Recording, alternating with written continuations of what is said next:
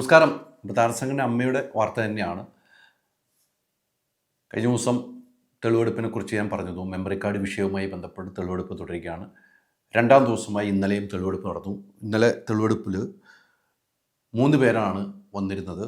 ഒന്ന് തസ്നീഖാൻ, അതോടൊപ്പം തന്നെ മഞ്ജു പിള്ള, ലക്ഷ്മിപ്രിയ.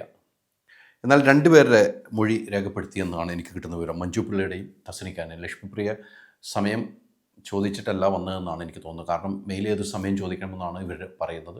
അതുകൊണ്ട് ലക്ഷ്മിപ്രിയയുടെ മൊഴി ഇന്ന് രേഖപ്പെടുത്തിയിട്ടില്ല എന്നൊരു വിവരം പുറത്തു വരുന്നുണ്ട്.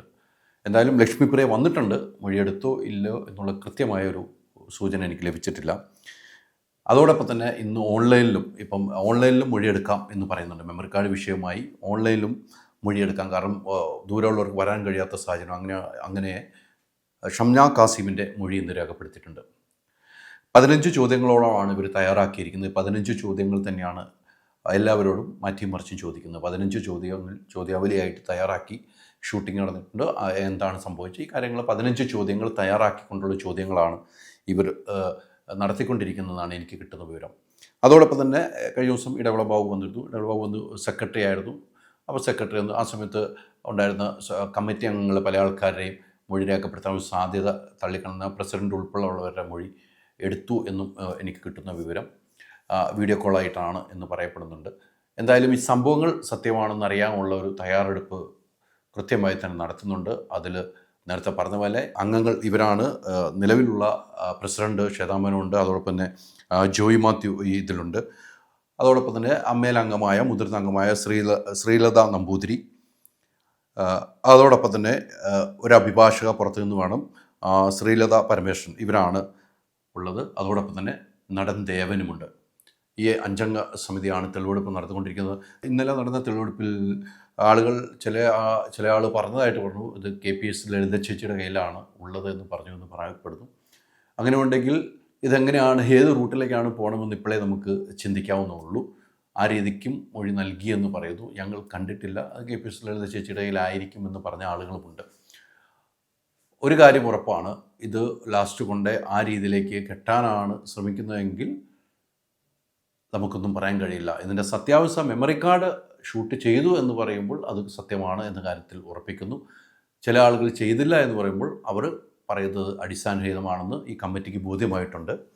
അതിൽ പ്രതിയായി നിലയിൽ നിൽക്കുന്നു ഇപ്പോൾ കുക്കു പരമേശ്വരനാണ്. ഇപ്പോഴത്തെ ജനറൽ സെക്രട്ടറിയാണ്. കുക്കു പരമേശ്വരൻ്റെ പേരിലാണ് ആരോപണം വന്നിരിക്കുന്നതും. എന്തായാലും ഇനി ഉള്ള ദിവസവും തെളിവെടുപ്പ് ശക്തമായി തന്നെ തുടരും. ഇതിൽ പറയുന്നിരിക്കുന്ന 9-10 അംഗങ്ങളുണ്ട്. ഇവർക്ക് വരാൻ കഴിയാത്തവരെ സമയം അപ്പോയിൻമെൻ്റ് എടുത്തുകൊണ്ട് ഓൺലൈനിലായിട്ട് മൊഴി കൊടുത്തു തുടങ്ങിയിട്ടുണ്ട്. അങ്ങനെയും കൊടുക്കാൻ പറ്റുമെന്ന് എനിക്ക് കിട്ടുന്ന വിവരം. ഇന്നും തെളിവെടുപ്പ് നടക്കും. ആ തെളിവെടുപ്പിൽ സത്യസന്ധമായി നീതിയുടെ ഭാഗത്ത് നിന്ന് നീതി ലഭിക്കുമോ എന്ന് നമ്മൾ കാത്തിരിക്കാം. ഇത്രയും വലിയ ഇഷ്യൂ ആയിട്ട് പോലും മെമ്മറി കാർഡ് വിഷയം വലിയ ചർച്ചയായപ്പെട്ട വിഷയമാണ്.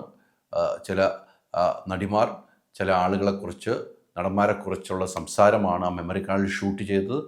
അത് ഇലക്ഷൻ സമയത്ത് ആ വിഷയം വലിയ രീതിക്ക് പൊങ്ങി വരികയും പിന്നീട് അതിലൊരു കേസ്, പല കോണിൽ നിന്നും കേസ് കൊടുക്കുകയും ചെയ്ത ഒരു സംഭവമാണ്.